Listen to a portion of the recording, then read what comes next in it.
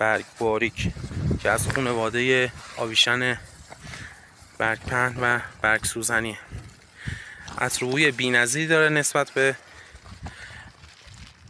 باقی آویشن ها و تو صنایع عطر و ادویه‌کلنگ، صنایع غذایی، ادویه‌جات، تو صنایع نوشیدنی ها بسیار کاربرد داره. مخصوصا این چند سالی که کافی شاپ و قهوه فروشی تو کشور ما رونق بیشتری گرفته، صنایع نوشیدنی سرد، نوشیدنی گرم، دمنوش ها رواج کامل گرفته.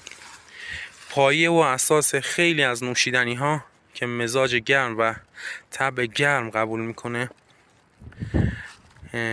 قسمت اعظمش از آویشن استفاده میشه.